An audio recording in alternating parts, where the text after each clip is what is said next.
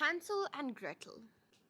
Verses and drawings by Margaret Evans Price. On the edge of a big and gloomy wood, a wee little house with a garden stood, where a big old clock with a noisy chime kept ringing and clanging supper time. So good little Gretel climbed to see what lay on the pantry shelf for tea, while her brother capered around the floor and hoped for a cake and cheese and more. "There isn't a thing," his sister said, "except a loaf of Granny's bread, so carry it out beneath the trees, and we'll have a party there, if you please." Beneath the boughs of a chestnut tree they laid their bread and the mugs for tea, and they tiptoed down a path they knew, to find a place where strawberries grew. They heaped little Gretel's basket high, while the tiny woodland creatures, shy, came running out and tried to say that night was hurrying on her way. And the chippering birds went fast asleep in the heart of the ancient forest deep, while the narrow, winding forest track was covered and wrapped in a cloak of black. And Hansel and Gretel searched around for the right way out, while the ringing sound of the fox's bark on the far-off hill pealed loudly around the forest still. But Hansel and Gretel were not afraid, and so on the grass their cloaks they laid, and planned to sleep in the woods till light, for good little children don't fear the night. And the fairies came as the children slept, and there in the woods their watch they kept. The foxes stayed on the far-off hill, and the tiny beasts were hushed and still. And no harm came to the children good, as they slept in the dark and gloomy wood, till at dawn the dew-man crept along, to wake them up with his morning song. And Hansel and Gretel rubbed their eyes, as they heard his cheery call to rise, and they opened them wide and gaped to see a gingerbread house beneath a tree. Now Hansel was hungry and Gretel too, so he said, "I know just what I'll do."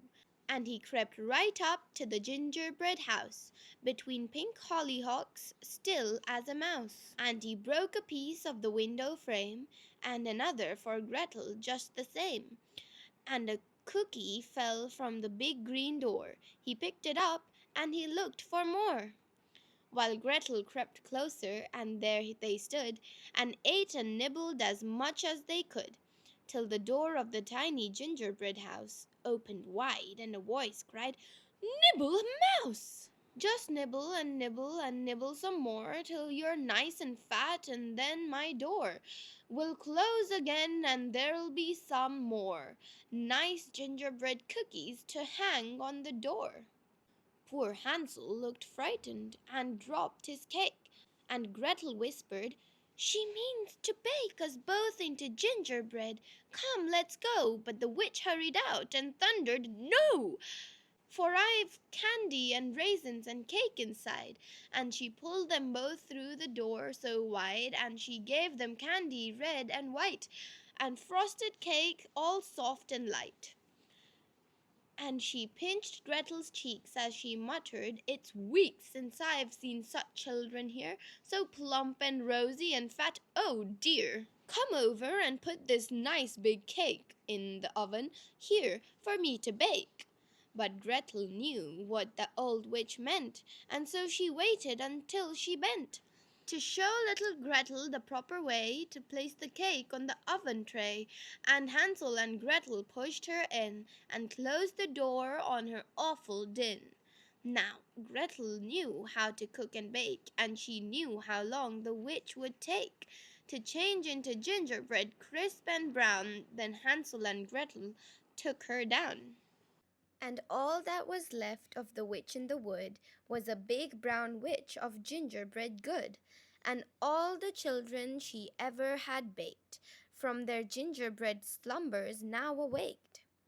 And hand in hand they danced and sang, till the gingerbread house with music rang, And they found in a chest all old and green the richest treasure that ever was seen. And there forever and a day they live and eat and dance and play in the gingerbread house with the witch's gold, in the heart of the hoary forest old. Thank you for listening with Storytime with Gargi. Like and subscribe down below.